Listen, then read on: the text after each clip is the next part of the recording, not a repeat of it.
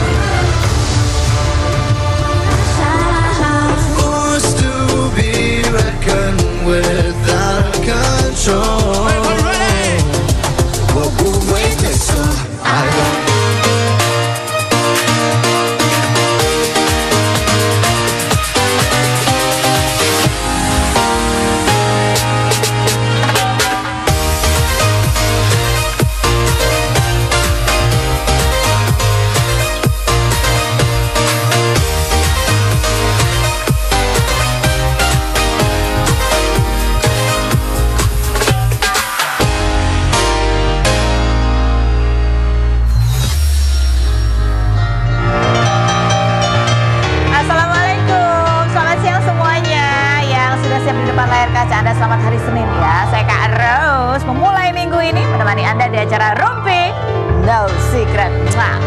Hari ini ditemani oleh Mas Vicky di pojok sana dan sudah ada beberapa bintang tamu yang hadir juga untuk berbagi ceritanya.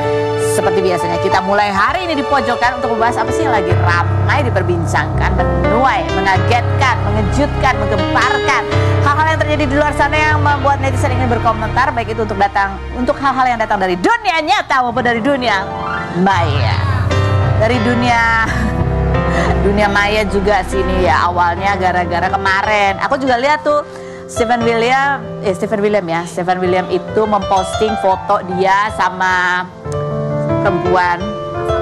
Oh ya, itu ya istilah yang tepatnya ya, pasangannya. Habisnya maksudnya nggak jelas gitu itu siapanya kan gitu ya, istri apa pasangan apa gitu, tapi sambil menggendong bayi gitu ya.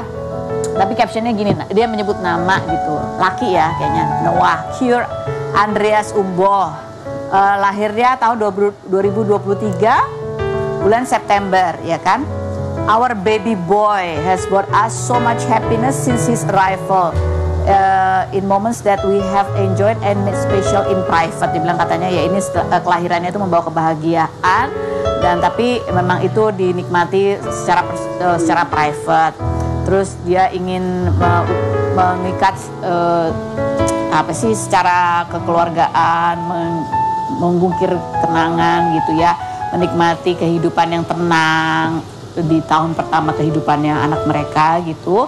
Now mereka siap untuk men-share kebahagiaan ini untuk khalayak yang lebih luas gitu ya. Jadi ibaratnya anak ini udah hampir setahun ya usianya ya. Nah ini tentunya banyak netizen yang kaget. Sebenarnya bahagia sih ya, kalau memang Stephen William bahagia ya kita ikut bahagia lah pastinya ya. Ada kelahiran anaknya lagi nih, berarti anak ketiganya Stephen William. Cuman ya kita jadi bertanya-tanya karena beberapa waktu sebelumnya itu kan Celine sempat juga cerita bahwa anak mereka ya ada dua kan, namanya siapa? Chio dan Koa itu kan waktu ulang tahun aja tahun lalu, setahu kita ya tahun lalu tuh berarti kita wawancara terakhir bulan Juni 2023. Ini kan lahirnya September. Itu aja waktu ulang tahun kayaknya nggak diselamatin nggak sih? Pokoknya bapaknya nggak ada lah gitu ya. Itu kan sehingga Celine selalu menangis karena bukan masalah apa-apa ya, karena ingat anak-anak kan juga kangen sama dedinya gitu. Nah setelah postingan ini Celine pun mengunggah video, ada video anaknya. Anaknya yang mana sih tapi itu? Si Koa atau yang si Chio? Nggak tahu yang mana ya. Namanya siapa? Terus ya dia captionnya adalah ya sabar ya nak gitu. Coba kita lihat seperti apa sih instastorynya Celine menyemangati anaknya. Dan ini diposting 2 jam setelah postingan Stephen William. Berikut ini. Kenapa? Sabar sayang. Kayaknya kamu yang harus sabar ya, Nah. Kamu sabar ya sayang. Sabar ya anak-anak mami. Sabar. Bihak each other, brother. Ya. Sayangku. Sabar sayang. Aduh. Anak mami pinter, anak kuat.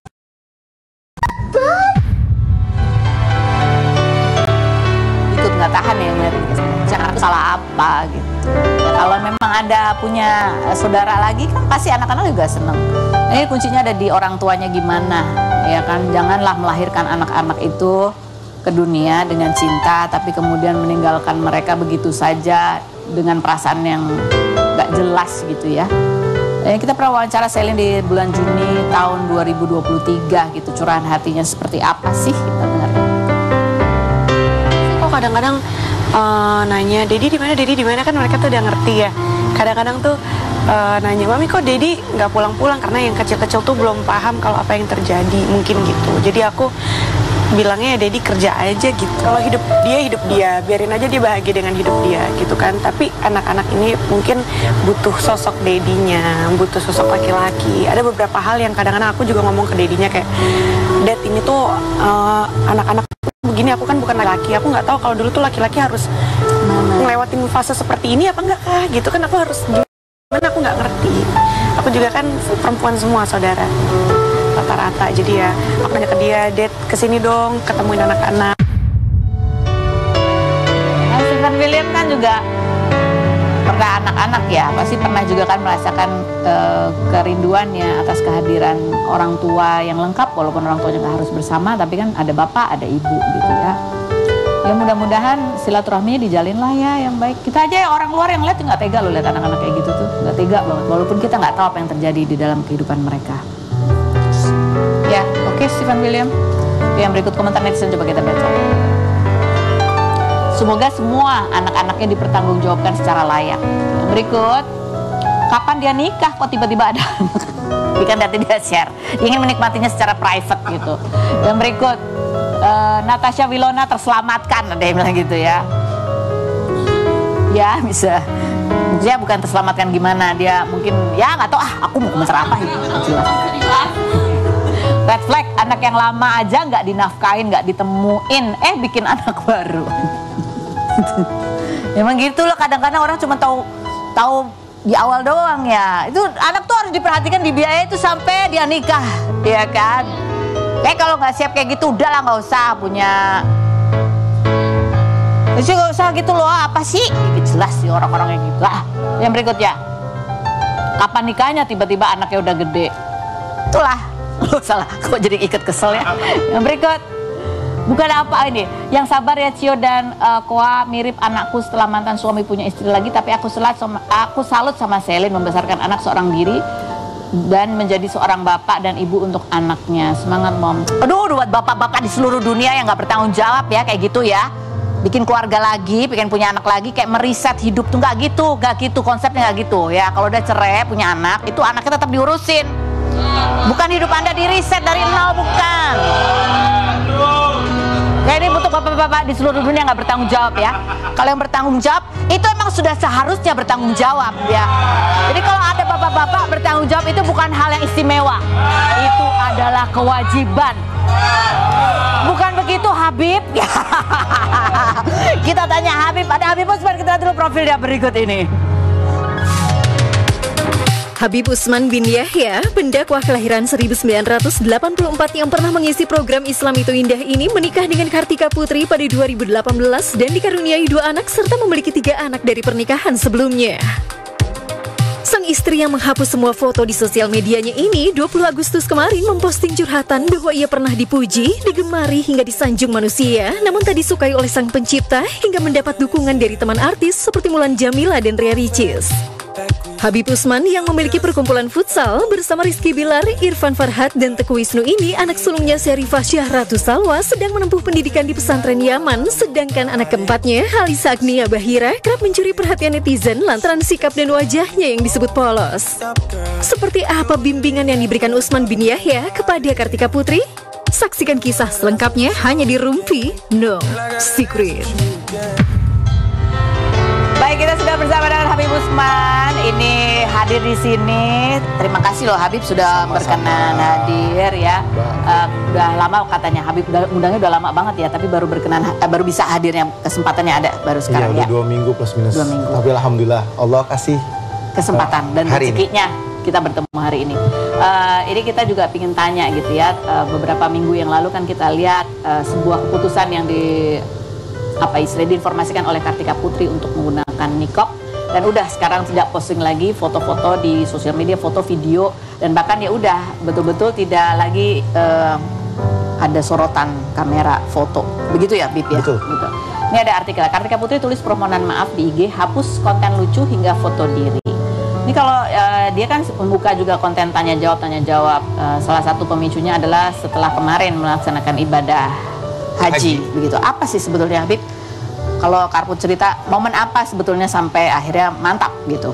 Yang pertama, alhamdulillahirrabbilalamin, segala puji bagi Allah Subhanahu wa Ta'ala. Allah kasih hidayah, Allah kasih petunjuk kepada seorang Kartika Putri untuk lebih cinta kepada Allah, dan agar Allah lebih mencintainya, dan Rasulullah lebih mencintainya, dan Sayyidatuna Fatimah pun lebih mencintai Kartika Putri, dan tentunya Sayyidatuna Khadijah mencintai Kartika Putri dengan mengikuti akhlak dan adabnya wanita-wanita terpilih, yaitu Sayyidah Fatimah, Sayyidatuna Khadijah, yang termaktub, yang tertulis dalam hadis dan Al-Quran.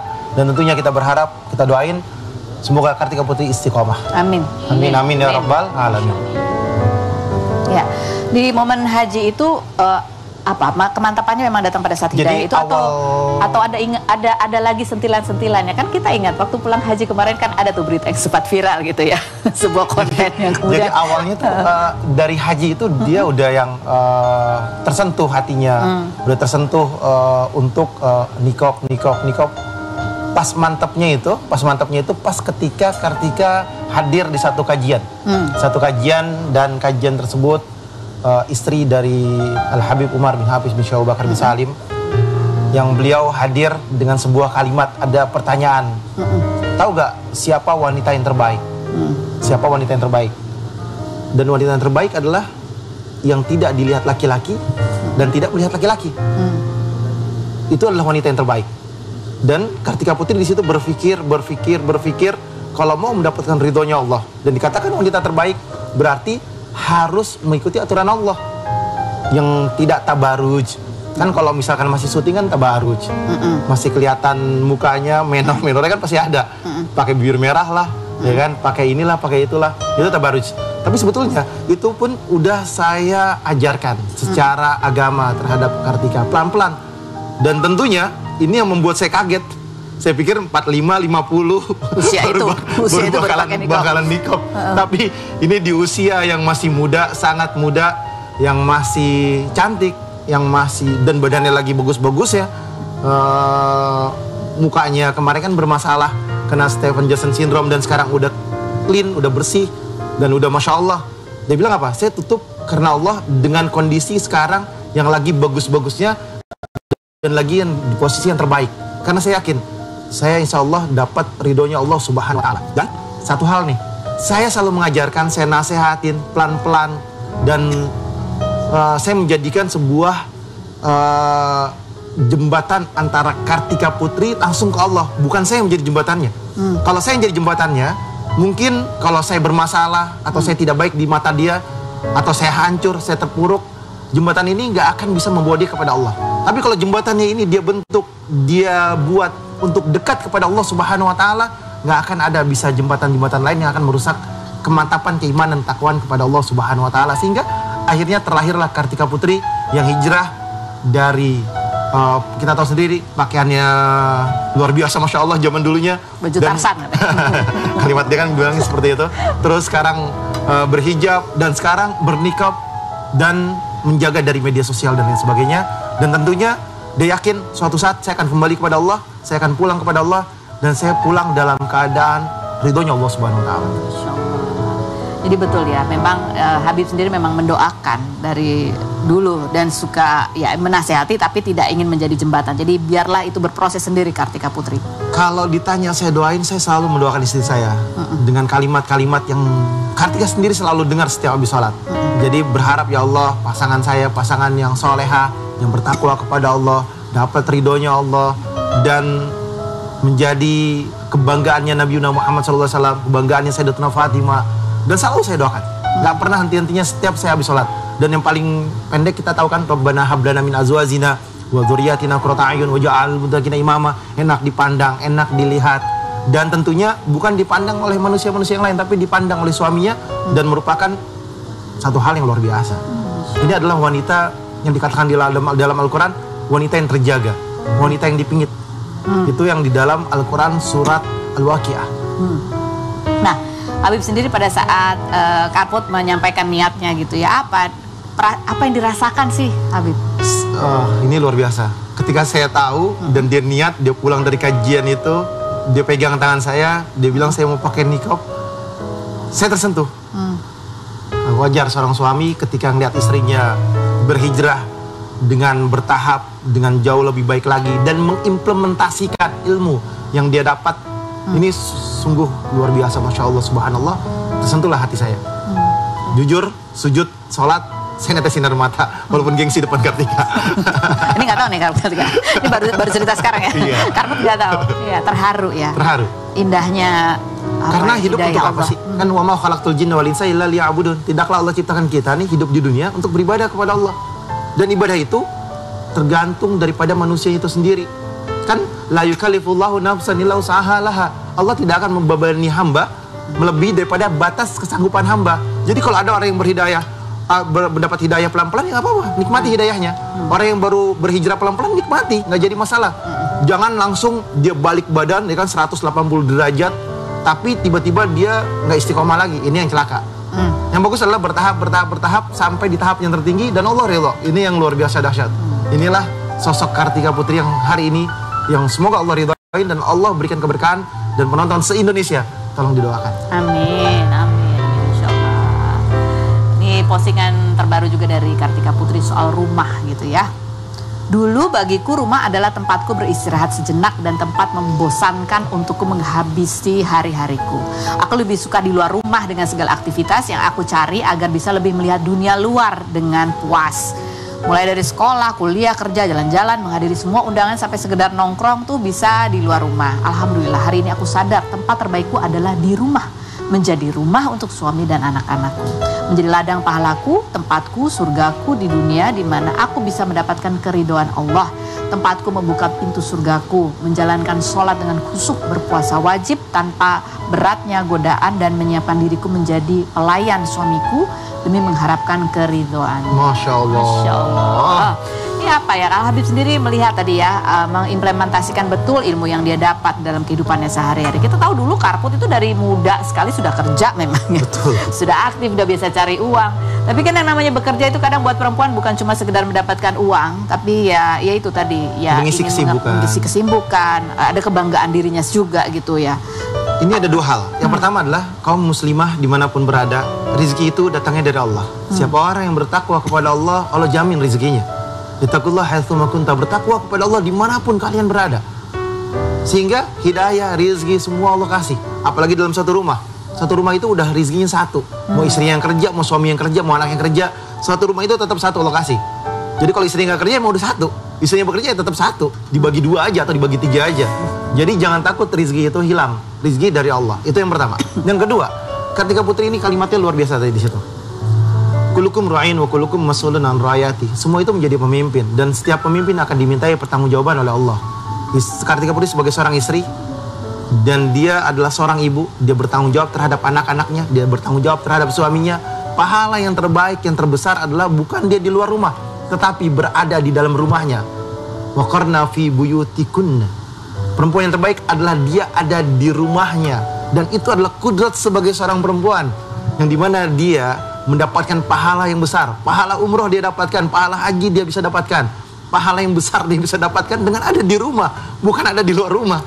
Jadi kalau ditanya, wanita yang terbaik ada di mana? Di dalam rumah, bukan di jalanan. Itu yang terbaik. Dalam rumah menjadi dalam madrasah utama. Madrasah untuk anak-anaknya. Anak-anaknya bisa baca Al-Fatihah karena dia, baca Al-Quran karena dia. Pahala dia mengalir. Terus sampai kapan? Sampai anaknya meninggal. Dan anaknya mengajarkan kepada yang lain lagi. Sampai dia mendapatkan terus ada multi level marketing dalam ibadah kepada Allah Subhanahu wa Ta'ala. Inilah bentuk ibadah yang terbaik bagi wanita. Nyucinya, masaknya, nyapinnya, melayani suaminya, melayani anak-anaknya, bangunin paginya, nganter sekolahnya, seharapannya, dan lain sebagainya. Itu adalah anugerah yang besar, kudratnya wanita. Ada yang berubah kemudian di rumah.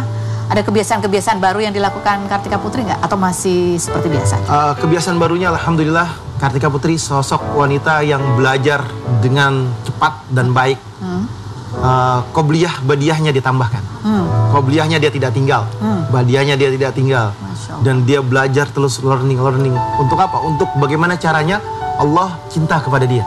Rasulullah cinta kepada dia dan tentunya Sayyidatuna Fatimah cinta kepada Kartika Putri. Itulah yang dilakukan. Dia baca Quran, dia dekat kepada Allah dan dia berusaha mengamalkan wiridan-wiridan, wirid pagi atau habis subuh, wirid habis sholat maghribnya, dan diisi dengan ibadah kepada Allah Subhanahu wa Ta'ala. Tapi tentunya bukan hanya ibadah yang dia jalankan, tapi kewajiban kepada suami dia lakukan. Ini yang terbaik. Ada nggak yang beda lagi yang ditambah itu dari kewajibannya seorang istri buat suaminya? Dan dia menghibur suaminya dengan luar biasa. Kalau dia biasa suka bercanda di TV, dia sekarang bercanda di depan saya. Jadi eksklusif ya kontennya ya. Konten eksklusif untuk suami dan anak-anak di rumah begitu ya. Jadi tetap bisa menjadi dirinya, tetapi hadir seutuhnya untuk dia tetap menjadi dirinya sendiri dan dia tetap berproses dengan dirinya sendiri, tapi bukan di kamera, di rumahnya. Nah ini juga ada video ini pada tetap kan ya, Karpo juga tetap ada hadir juga di acara-acara kajian, juga kemarin juga sempat hadir di acaranya Putra Siregar gitu ya. Tapi kan yang namanya biasa sebelumnya jadi public figure, dia juga menjadi sorotan kamera, dan ini Habib juga melindungi Karput dengan nutupin kamera pakai dompet. Sebenarnya kalau pakai duit lebih enak juga sih. Kita ada berikut.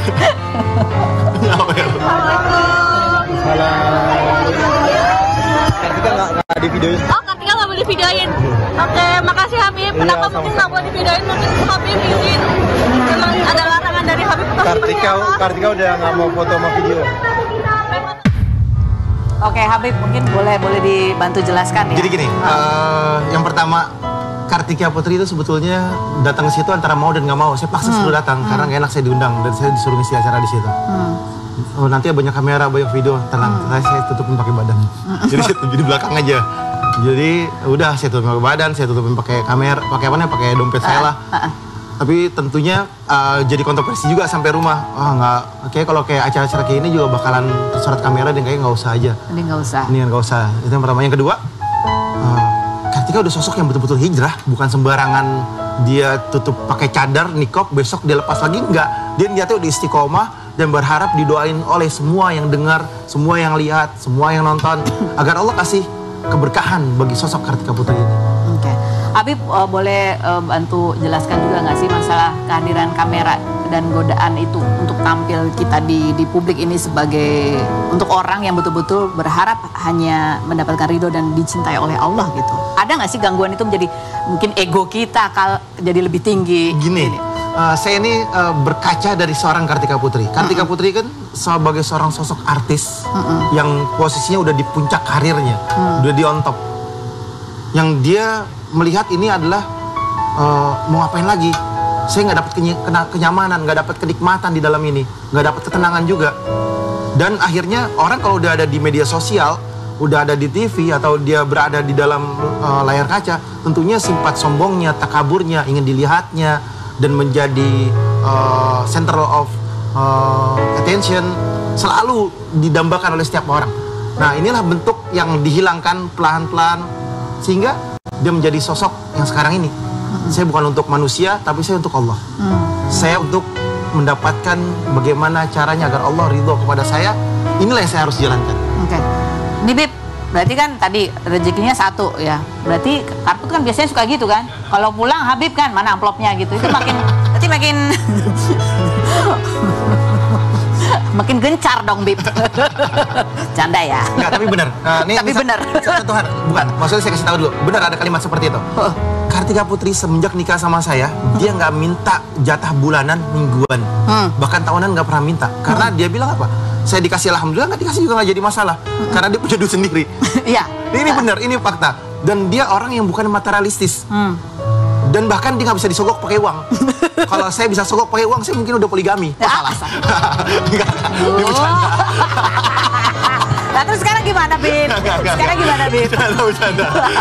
Astagfirullah, mudah-mudahan Astagfirullah. nggak usah ya itu Kan Habib ya. bercanda. Iya, jadi gimana sekarang tiap hari? Nggak pernah minta tahunan, Nggak, bulanan, mingguan nggak pernah. Berarti Nggak harian kayaknya. Enggak, harian juga enggak. Tidak, enggak pernah. Sekarang juga nggak? Enggak. Jadi Habib aja sadarannya ya. Nah, itulah gunanya seorang suami untuk menyentuh kesadarannya. Kan khiyarikum linisaihim. Sebaik-baiknya seorang suami adalah berbuat baik terhadap istrinya dengan kalimatnya, perkataannya, dan juga nggak boleh pelit. Nah. Tahabu, kasih hadiah, tambah cinta, tambah kasih sayang. Nah, itu. Kalau suaminya masih belum tergerak, doain aja terus. Doain terus. Gitu. Kalau nggak ngasih juga pelit tuh suami. Setuju, Bib? Oke, baik. Ya, berikut kita mau mewawancara, berbicara dengan bintang tamu kita selanjutnya. Ada Indah Kus. Ini seorang penyanyi juga, pernah juga mengenyam pendidikan sebagai dokter, mau jadi dokter, tapi juga mengalami pembulian, bahkan sampai akhirnya dia fokus tahun 2023 mengatakan, saya mau jadi penyanyi aja. Kenapa? Kita lihat dulu profilnya berikut ini.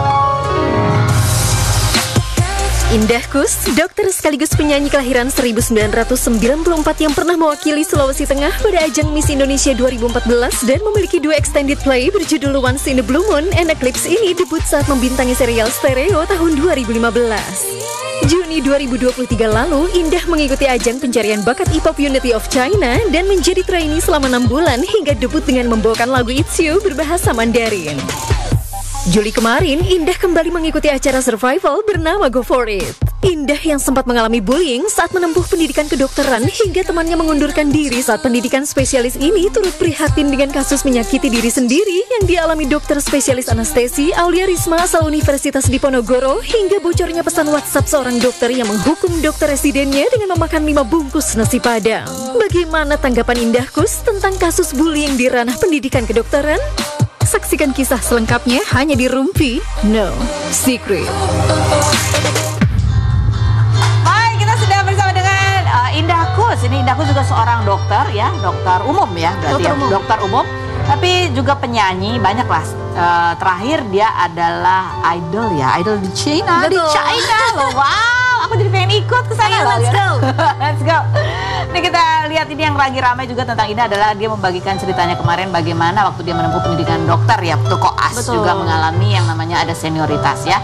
Dokter Indah Kus, dokter apa? Sosok belak-belakan bongkar bobrok pendidikan dokter dan PPDS begitu ya. Ini juga berkaitan dengan kabar terbaru ada seorang dokter yang lagi PPDS gitu ya, yang harus mengakhiri hidupnya karena stres, banyak sekali bulian. Kamu juga mengalami itu?